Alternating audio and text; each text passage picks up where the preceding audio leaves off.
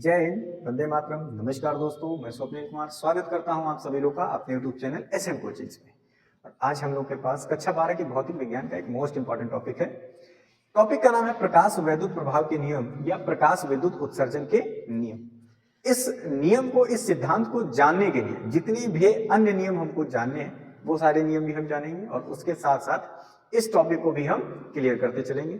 तो हम उम्मीद करेंगे कि आप थोड़ा सा धैर्य रखेंगे और हमारे साथ अंत तक बने रहेंगे ताकि आपको इससे जुड़ी सारी चीजें एकदम क्लियर हो जाए। तो हम एक स्टेप बाय स्टेप चलेंगे और उसको जानने से पहले हम थोड़ा सा समझेंगे कि प्रकाश वैद्युत उत्सर्जन का जो नियम होता है उसमें तीव्रता का क्या काम होता है, आवृत्ति का क्या काम होता है, गतिज ऊर्जा क्या होती है। ये सारी चीजें हम बहुत बेहतर तरीके से समझने के प्रयास करेंगे। तो देर न करते हुए चलिए शुरू करते हैं अपने टॉपिक को। देखिए, टॉपिक है हमारा प्रकाश विद्युत उत्सर्जन के नियम। इसको जानने से पहले हम थोड़ा सा ये समझ लेते हैं कि मान लीजिए ये एक धातु की सतह है। ये हमने जो बना लिया ये क्या है, धातु की एक सतह है और उस धातु की सतह में मुक्त इलेक्ट्रॉन्स भरे हुए हैं। इस तरीके से मुक्त इलेक्ट्रॉन्स भरे हुए हैं,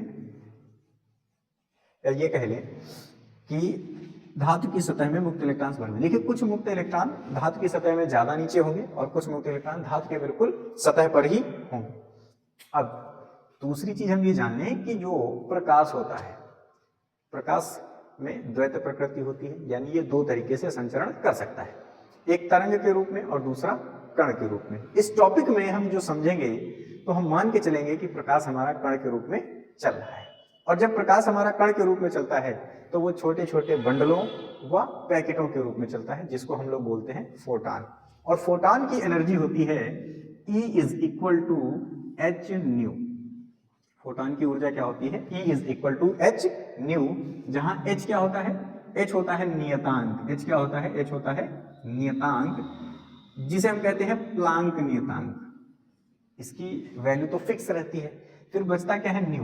न्यू क्या होता है, न्यू होता है आवृत्ति।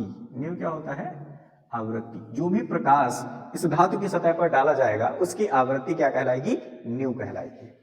तो अब आते हैं हम अपने टॉपिक पर। देखिए, मान लीजिए कि एच न्यू आवृत्ति का कोई फोटान धातु की सतह से टकरा रहा है। तो समझते हैं कि जब कोई फोटान धातु की सतह से टकराता है तो होता क्या है। कोई भी फोटान, ये क्या है हमारा फोटान है, कोई भी फोटान जब धातु की सतह से टकराता है तो अपनी समस्त ऊर्जा इस धातु की सतह में उपस्थित इलेक्ट्रॉनों में से किसी एक इलेक्ट्रॉन को दे देता है। तो मान लीजिए इसने ही अपनी सारी एनर्जी इस इलेक्ट्रॉन को दे दी। फोटान धातु की सतह से टकराकर अपनी समस्त ऊर्जा किसी एक इलेक्ट्रॉन को दे देता है और अपने स्वयं के अस्तित्व को खो देता है, यानी अपना स्वयं का अस्तित्व उसका समाप्त हो जाता है। अब जैसे ही ये फोटान इस धातु की सतह को अपनी पूरी एनर्जी देता है, होता क्या है, अगर ये फोटान इस धातु की सतह से इलेक्ट्रॉन को उत्सर्जित करने में सक्षम है तो ये इलेक्ट्रॉन तुरंत यहां से उत्सर्जित हो जाएगा। ये इलेक्ट्रॉन उत्सर्जित होके यहां आ जाएगा। और ये जो घटना हुई, ये घटना ही हमारी क्या कहलाएगी, प्रकाश वैद्युत उत्सर्जन। क्या कहलाएगी, प्रकाश वैद्युत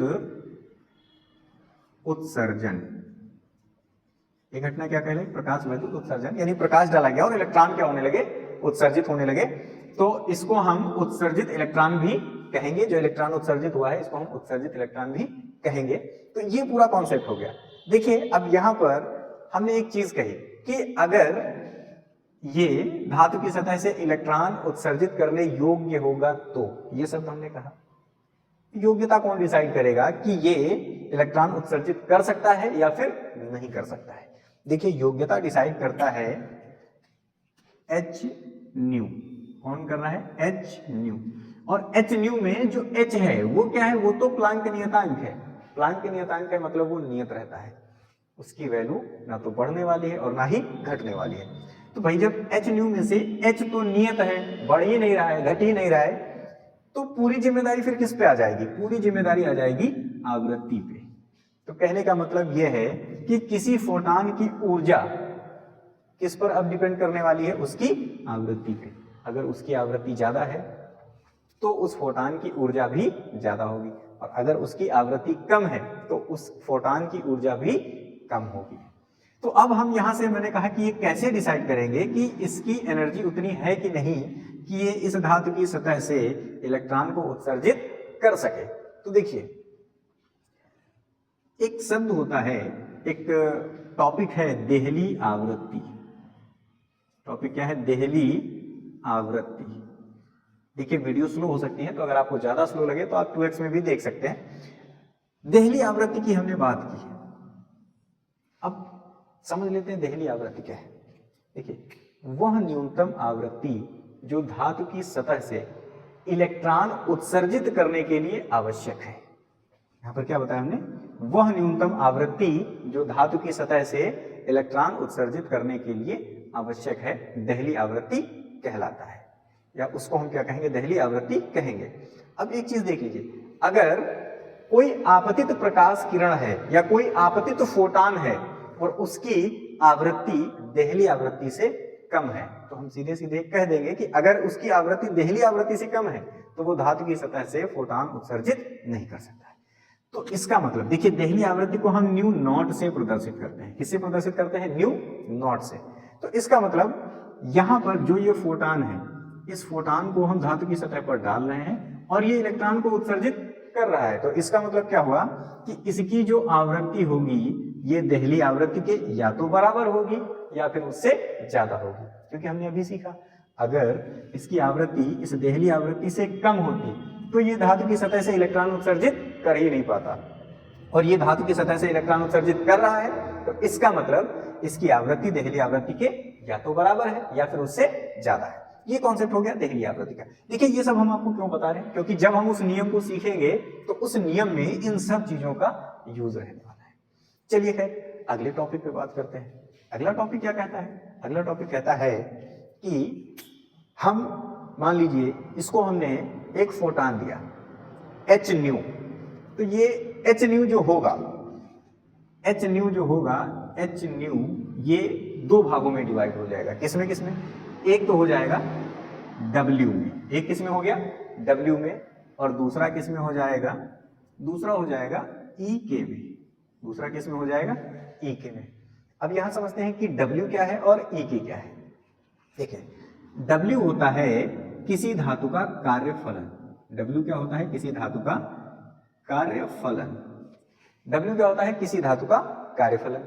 और EK क्या होता है? EK होता है उसकी गतिज ऊर्जा। EK क्या होती है? उसकी गतिज ऊर्जा। अब समझिए, सबसे पहले समझिए कार्यफलन क्या होता है। देखिए, इस धातु की सतह से एक प्रकाश इलेक्ट्रॉन को उत्सर्जित करने के लिए जो आवश्यक ऊर्जा होगी वही हमारा क्या कहलाएगा? कार्यफलन कहलाएगा।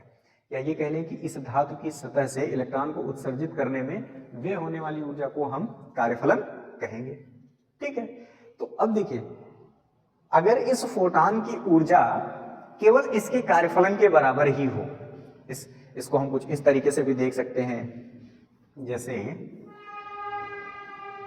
मान लीजिए जो h न्यू दिया गया, h न्यू जो फोटॉन की ऊर्जा है, h न्यू क्या है? फोटॉन की ऊर्जा है, और ये h न्यू बराबर हो W के। W के मतलब कार्यफलन के, यानी इस धातु की सतह से इलेक्ट्रॉन उत्सर्जित करने के लिए जितनी ऊर्जा की आवश्यकता है, अगर हम केवल उतनी ही ऊर्जा का फोटॉन इस पर डालेंगे तो क्या होगा? केवल इलेक्ट्रॉन उत्सर्जित हो जाएगा, उसमें किसी भी प्रकार की कोई गतिज ऊर्जा नहीं होगी। और अगर हमको गतिज ऊर्जा चाहिए, अगर हमको गतिज ऊर्जा चाहिए, यानी अगर हमको EK चाहिए, EK मतलब गतिज ऊर्जा, अगर हमको गतिज ऊर्जा चाहिए तो इसका मतलब क्या होगा? जितना भी इसका कार्यफलन हो, उस कार्यफलन से ज्यादा ऊर्जा वाला फोटॉन हमको डालना पड़ेगा। तो मान लीजिए हमने यहाँ पर जो फोटॉन डाला उसकी ऊर्जा इसके कार्यफलन से ज्यादा है, तो जितनी ऊर्जा चाहिए कार्यफलन में वो तो नष्ट हो जाएगी, यहीं पर खर्च हो जाएगी, लेकिन जो शेष ऊर्जा बचेगी वो किसमें व्यय हो जाएगी? वो व्यय हो जाएगी उसको गतिज ऊर्जा देने में। अब इसको एकदम क्लियर कॉन्सेप्ट में समझिए, वो ये है कि फोटॉन की ऊर्जा धातु की सतह से जब टकराती है तो वो दो भागों में डिवाइड हो जाती है। एक भाग खर्च होता है उसके कार्यफलन के रूप में, कार्यफलन अर्थात किसी प्रकाश इलेक्ट्रॉन को उसकी धातु की सतह से उत्सर्जित करने में, और दूसरा भाग खर्च हो जाता है उस उत्सर्जित इलेक्ट्रॉन को गतिज ऊर्जा देने के रूप में। देखिए यहां से बाहर निकालना वो W हो गया, प्लस इसको किसी स्पीड से यानी गतिज ऊर्जा देना वो E हो गया। तो यहां से एक चीज क्लियर हो गई कि धातु की सतह पर आपतित प्रकाश इलेक्ट्रॉन की जो ऊर्जा होती है वो आपतित फोटॉन की जो ऊर्जा होती है वो दो भागों में डिवाइड होती है, पहला कार्यफलन में और दूसरा उसकी गतिज ऊर्जा में। अगर इस आपतित फोटॉन की जो ऊर्जा है वो कार्यफलन के बराबर है तो कोई गतिज ऊर्जा नहीं मिलेगी। ये चीज हमने पहले ही क्लियर कर लिया है। तो उम्मीद करते हैं ये कॉन्सेप्ट क्लियर हो गया होगा। अगर कोई प्रॉब्लम है तो बताइएगा, हम फिर से सॉल्व कर देंगे। अब आते हैं हम प्रकाश विद्युत उत्सर्जन के नियम पर। देखिए प्रकाश विद्युत उत्सर्जन का नियम क्या कहता है। पहला लिखा हुआ है, जब किसी धातु की सतह पर प्रकाश डाला जाता है तो उससे प्रकाश इलेक्ट्रॉन निकलने लगते हैं। वो चीज हमने आपको भी बताई कि जब किसी धातु की सतह पर प्रकाश डाला जाता है तो उससे प्रकाश इलेक्ट्रॉन निकलने लगते हैं या उत्सर्जित होने लगते हैं। ठीक है। अच्छा, प्रकाश इलेक्ट्रॉनों की संख्या, जो प्रकाश इलेक्ट्रॉन निकल रहे हैं इनकी संख्या आपतित प्रकाश की तीव्रता के अनुक्रमानुपाती होगा। किसके अनुक्रमानुपाती होगा? तीव्रता के। यहां पर देखिए तीव्रता क्या है, अब समझ लीजिए। यहां पर आवृत्ति का तो कोई जिक्र किया नहीं गया, किसकी बात की गई? तीव्रता की। और तीव्रता के अनुक्रमानुपाती कौन हो रहा है? संख्या। कौन हो रहा है? संख्या। तो इसका मतलब क्या है? इसका मतलब यह है कि इस आपतित प्रकाश इलेक्ट्रॉन की तीव्रता जितनी ज्यादा होगी उत्सर्जित प्रकाश इलेक्ट्रॉनों की संख्या भी उतनी ही ज्यादा होगी। ध्यान दीजिए यहां पर आवृत्ति का कोई मैटर नहीं है। तो यहां पर क्या बताया गया कि जब किसी धातु की सतह पर प्रकाश डाला जाता है तो उससे प्रकाश इलेक्ट्रॉन निकलने लगते हैं, और प्रकाश इलेक्ट्रॉनों की संख्या आपतित प्रकाश की तीव्रता पर निर्भर करती है या तीव्रता के अनुक्रमानुपाती होती है। तो यहां से हम केवल एक कॉन्सेप्ट बहुत बेहतर तरीके से समझ लें, वो ये है कि जो उत्सर्जित इलेक्ट्रॉनों की संख्या होती है वो तीव्रता के अनुक्रमानुपाती होती है। यानी जैसे जैसे हम तीव्रता को बढ़ाएंगे उत्सर्जित इलेक्ट्रॉनों की संख्या भी बढ़ती जाएगी। तीव्रता घटा देंगे तो उत्सर्जित इलेक्ट्रॉनों की संख्या भी घट जाएगी। आवृत्ति चाहे जो हो उससे कोई फर्क नहीं पड़ता है। तो दूसरा देखते हैं, दूसरा क्या कह रहा है? दूसरा कहता है उत्सर्जित प्रकाश इलेक्ट्रॉनों की अधिकतम गतिज ऊर्जा। यहां पर देखिए इंटरेस्टिंग पॉइंट है, उत्सर्जित प्रकाश इलेक्ट्रॉनों की अधिकतम गतिज ऊर्जा आपतित प्रकाश की आवृत्ति, यहां पर क्या लिखा हुआ है? आपतित प्रकाश की आवृत्ति के अनुक्रमानुपाती होती है। तो गतिज ऊर्जा प्रकाश की तीव्रता पर निर्भर नहीं करती। यहां पर देखिए जो गतिज ऊर्जा है काइनेटिक एनर्जी वो तीव्रता पर निर्भर नहीं कर रहा है। गतिज ऊर्जा किस पर निर्भर कर रहा है? गतिज ऊर्जा निर्भर कर रहा है आवृत्ति पर। देखिए किस प्रकार।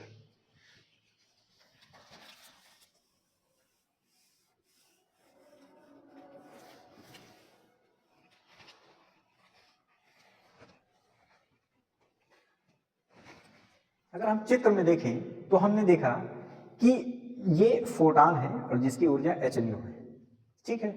और इसमें अगर हम देखें तो E बराबर h न्यू, जहां पर न्यू क्या है? आवृत्ति है। h क्या है? प्लांक नियतांक है। h प्लांक नियतांक है, ना वो बढ़ेगा ना वो घटेगा। तो अगर किसी फोटॉन की ऊर्जा बढ़ानी है तो हमें क्या करना होगा? हमें आवृत्ति को बढ़ाना होगा। किसे बढ़ाना होगा? आवृत्ति को। ठीक है। अब देखिए मान लीजिए किसी समय h न्यू फोटॉन जो है वो धातु की सतह से एक प्रकाश इलेक्ट्रॉन को उत्सर्जित कर सकता है, केवल उत्सर्जित कर सकता है। तो वो क्या कहलाएगा? वो h न्यू बराबर हो जाएगा W के यानी कार्यफलन के। लेकिन अगर हम तीव्रता को और बढ़ा दें तो उस फोटॉन की जो ऊर्जा है वो और ज्यादा बढ़ जाएगी। अब जब उस फोटॉन की ऊर्जा और ज्यादा बढ़ जाएगी तो अब ये फोटॉन जब इससे टकराएगा तो इसको उत्सर्जित भी करेगा, और उत्सर्जित करने के बाद जो शेष बची हुई एनर्जी है वो एनर्जी इसको गतिज ऊर्जा देने में खर्च होगी। तो यहां से हमको क्या पता चला? यहां से हमको पता चला कि उत्सर्जित प्रकाश इलेक्ट्रॉनों की जो अधिकतम गतिज ऊर्जा है वो आपतित प्रकाश की आवृत्ति पे डिपेंड करता है, तीव्रता पे नहीं। क्योंकि हम जानते हैं आवृत्ति घटाएंगे तो ऊर्जा घट जाएगी, आवृत्ति बढ़ाएंगे तो ऊर्जा बढ़ जाएगी।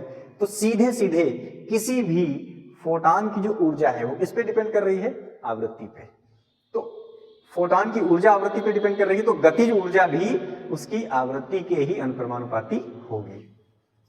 हो गया। तीसरा पॉइंट देखते हैं, यदि आपतित प्रकाश की आवृत्ति एक न्यूनतम आवृत्ति से कम है, जिसको हमने देहली आवृत्ति का नाम दिया। यानी हमने बताया कि आपतित प्रकाश की आवृत्ति जैसे एच न्यू है, एच न्यू में जो न्यू है अगर वो छोटा है न्यू नॉट से, जहां न्यू नॉट क्या है, न्यू नॉट हमने बताया था देहली आवृत्ति है। क्या है? देहली आवृत्ति। अगर आपतित प्रकाश की आवृत्ति एक न्यूनतम आवृत्ति से कम है, यानी देहली आवृत्ति से कम है, तो वो कभी भी धातु की सतह से इलेक्ट्रॉन को उत्सर्जित नहीं कर पाएगी। यानी वो धातु की सतह से प्रकाश इलेक्ट्रॉन को उत्सर्जित करने में सक्षम नहीं होगी। ये चीज आप समझ लीजिए। ऐसा क्यों होगा? क्योंकि देहली आवृत्ति वह न्यूनतम आवृत्ति होती है जो किसी धातु की सतह से इलेक्ट्रॉन उत्सर्जित कर सकती है। इससे कम आवृत्ति का कोई भी प्रकाश इलेक्ट्रॉन कोई भी फोटॉन धातु की सतह से इलेक्ट्रॉन को उत्सर्जित नहीं कर सकता। तो यहां से एक चीज क्लियर हो गई कि यदि आपतित प्रकाश की आवृत्ति एक न्यूनतम मान अर्थात देहली आवृत्ति से कम है तो धातु से कोई प्रकाश इलेक्ट्रॉन नहीं निकल सकता। और ये जो न्यूनतम आवृत्ति है जिसको हम देहली आवृत्ति बोलते हैं, तो ये देहली आवृत्ति भिन्न भिन्न धातुओं के लिए भिन्न भिन्न हो सकती है। उसके बाद एक लास्ट टॉपिक आ जाता है, एक्चुअल में जो इसमें लिखा नहीं है उसको भी देख लेते हैं। जो फोर्थ पॉइंट होगा हमारा, वो फोर्थ पॉइंट हमारा कहता है कि धातु की सतह पर फोटॉन के पड़ने में या धातु की सतह से फोटॉन के टकराने तथा धातु की सतह से प्रकाश इलेक्ट्रॉन उत्सर्जित होने के बीच कोई भी समय पश्चता नहीं होता है। यानी no time lag between this incidence, इस घटना के बीच में कोई भी समय पश्चता नहीं रहती है। इस घटना में जरा सा भी समय नहीं लगता है। जैसे ही ये फोटॉन धातु की सतह से टकराएगा, अपनी समस्त ऊर्जा उसको दे देगा, अपने अस्तित्व को खो देगा और ये इलेक्ट्रॉन उसकी ऊर्जा पाके तुरंत उत्सर्जित हो जाएगा। और ये जो प्रक्रिया हमने आपको बताई, इस प्रक्रिया में जरा सा भी समय नहीं लगेगा। तो हमने क्या बताया कि धातु की सतह से जैसे कोई फोटॉन टकराता है तो उस धातु की सतह से इलेक्ट्रॉन उत्सर्जित होने में जरा सा भी समय नहीं लगता है, यानी कोई समय पश्चता नहीं रहती है। तो ये हमारा एक मोस्ट इंपॉर्टेंट टॉपिक था, प्रकाश विद्युत उत्सर्जन के नियम या प्रकाश विद्युत प्रभाव के नियम। उम्मीद है आपको ये बेहतर तरीके से समझ में आया होगा। अगर आपको इसमें कोई प्रॉब्लम लग रही है या समझ में नहीं आया है तो इसका हमने एक डिटेल वीडियो बनाया हुआ है जिसका लिंक आपको डिस्क्रिप्शन में मिल जाएगा, वहां पर आप चेकआउट कर सकते हैं, ताकि आपको इसमें जो कुछ भी रूल्स बताए गए हैं वो बहुत बेहतर तरीके से समझ में आ सके। वहां पर बहुत अच्छे तरीके से हमने देहली आवृत्ति को भी डिस्कस किया है और बहुत अच्छे तरीके से हमने गतिज ऊर्जा को भी डिस्कस किया है और कार्यफलन को भी डिस्कस किया है। तो ये सारे टॉपिक हैं जो बोर्ड एग्जाम को देखते हुए मोस्ट इंपॉर्टेंट टॉपिक हैं। इन पर भी अच्छे से बात की गई है, तो मैं चाहूंगा कि पहले आप उनको देख लें। उसके बाद अगर आपको यहाँ कोई प्रॉब्लम होती है तो उसको जरूर देखिए, अदरवाइज अगर यहीं से समझ जाते हैं तो फिर कोई बात नहीं। आज के लिए इतना ही, मिलते हैं अगली वीडियो में, तब तक के लिए।